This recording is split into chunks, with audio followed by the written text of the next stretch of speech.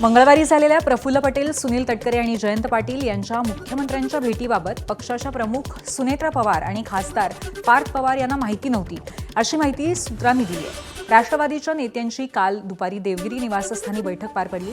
या बैठकीत याबाबतची माहिती उघड झाली. बैठकीला सुनेत्रा पवार, पार्थ पवार, छगन भुजबळ, अनिल पाटील आणि सुनील तटकरे उपस्थित होते.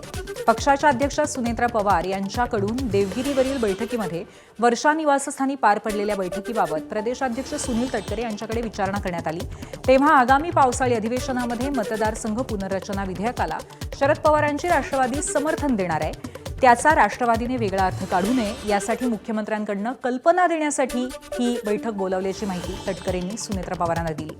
यामुळेच मुख्यमंत्र्यांनीच मंगळवारी राष्ट्रवादीचे प्रदेशाध्यक्ष सुनील तटकरे आणि प्रफुल्ल पटेल यांना बैठकीसाठी वर्षावरती बोलवलं होतं का, असा सवालही या निमित्ताने उपस्थित झालाय. दरम्यान मुख्यमंत्र्यांकडून अशा प्रकारचा संदेश द्यायचा होता तर पक्षाच्या प्रमुख म्हणून सुनेत्रा पवारांना कल्पना का दिली नाही, असा सवाल सुनेत्रा पवार यांनी बैठकीमध्ये उपस्थित केल्याची माहिती विश्वसनीय सूत्रांनी एबीपी माझाला दिली.